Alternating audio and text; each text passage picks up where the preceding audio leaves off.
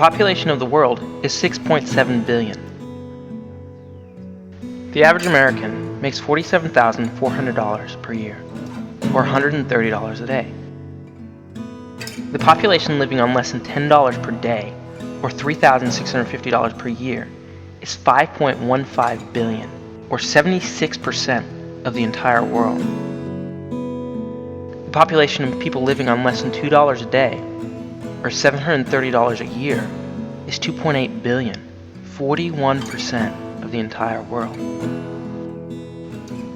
It boils down to this: 2 out of every 5 people in the world today live in poverty, meaning they are struggling to find their next meal, dying from diseases we have cured, drinking unclean water, and don't have access to the basic education to learn how to get themselves out of the circumstances they were born into. This is a story of just one village whose people live on less than $1 a day. But this is not the only village. Well, this is Isaac Longwe, and today I'm with Danny to show him around how the buildings and where the people live and what do they eat. So we have just started with this house here yet, and so far these are the people who lives on this residence, and it's the house that has got more than 6 people. So here you go. Yes, this is the storeroom of the house itself. This local pot is the pot where they keep the water, and they have got also some shelter, which is very, very bad. And to say honest, most of the kids are not trained to urinate. They urinate, right? So what they do normally is like, like this. They have just urinated this night. So what they do when they have urinated, they take this thing and put it on the sun so that it has to be dry. And later on, they comes again and sleep here. As I already said and showed you the dumbbell down there, that it attracts a lot of mosquitoes. Look, there is not even a mosquito net here, and there is not even a good bracket that the children they can lie. Imagine, it might be difficult for me to touch this one because they have urinated through it, but this is where they this is where more than 3 children use this. You can see here that when you beat it, the soil falls down, which increases also to the different kind of life scarcity. That's this house, and it has got 6 people on it. The parents and the parents and 4 children. So there is a very big, starving, and they only depend on farming. But for them are not working, they are not on a work. So that's what they are doing. You can see that the whole village is here. They survive in cassavas and sleeping on the mat as they don't have brackets and other things. So as the results, as they're doing that, which means there is what we call day because but for them, they are not. Lots of them are not working. As the results, they do stay 3 to 4 days without taking bath because the lack of the soap itself, and also the food, which is rare. The boys are keeping the food. When they have ate it during the evening hours, they keep the food even in the morning. They don't mind whether the flies attack the food, but what they only need is how can they survive. You can even see that there is a bathroom where they take some shower here in terms of bathing. This is their bathroom, and they use this basin. What they normally do is to put the water on the other side and put it like that. As the results, they start, taking the bath. So that's how the people here in this village, they come up. I'm taking an African shower here. There's the basement, without any holes in it. Yes, and that is just the toilet itself. You can see this toilet becomes very awful, especially in the rainy season. To say honest, because when a rainy season, a lot of flies on the hole, and after a lot of flies, the guys are able to get a lot of diseases. So you can just see out there that is their temporarily made toilet. Yes. So according to our culture, this is a man of the family who is the firstborn. and herself.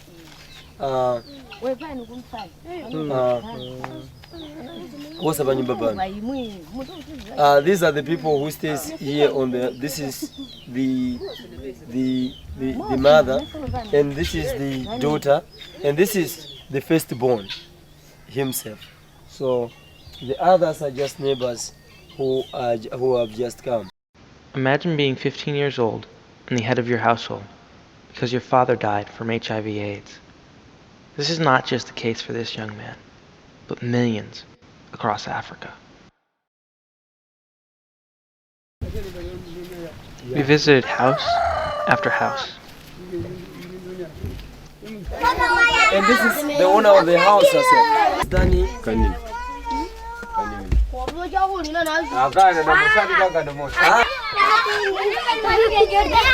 you come in? With it might be difficult to explain it. You can see that the house is a little bit older. The house brackets. Yeah, so that's that, Mr. Danny. At one of the houses we visited, we came across a disabled girl. Imagine being born in a place like this with a disability. There is no health care. There is no special education. This is her life. Hello.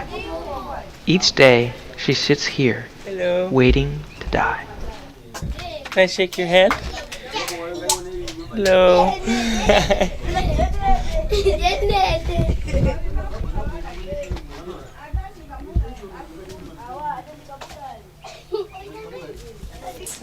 We continued to travel around the village.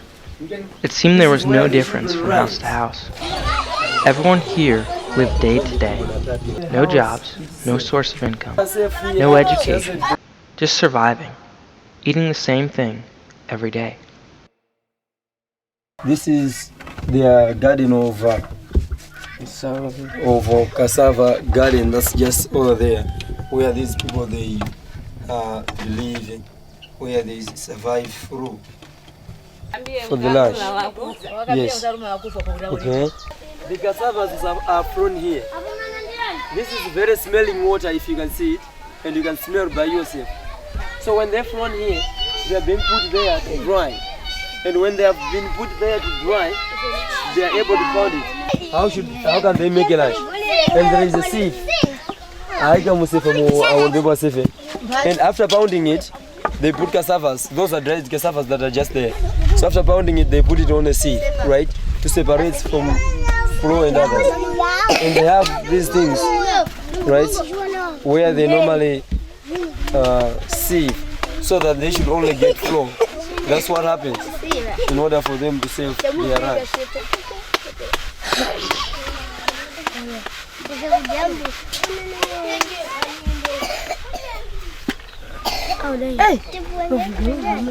So that's what about this residence and the kids themselves.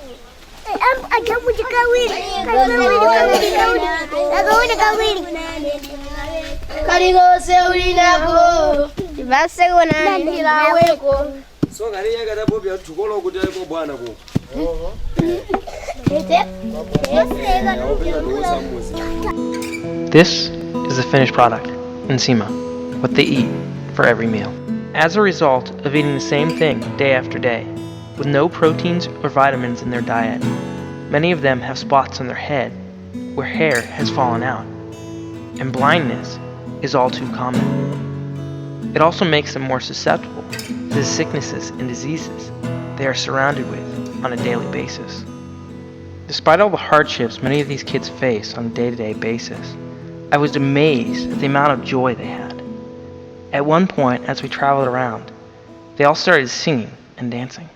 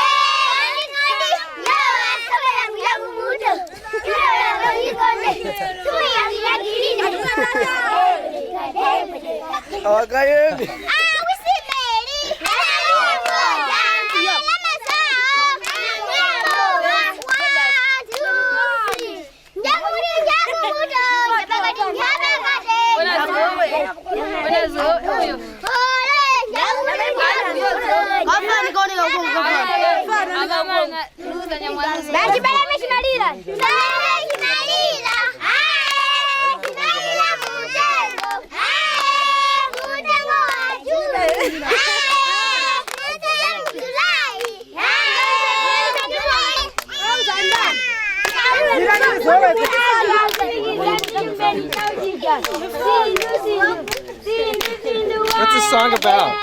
What's this about? What are they singing about? Isaac, what are they singing about? These people are singing about the song that they sing in night. And it's a little bit. And they are singing about their life and how, about how happy they are. So it's just, Say that again? these kids are singing about how happy they are. To find out more about Taking Back Lives and how you can make a difference, go to takingbacklives.org.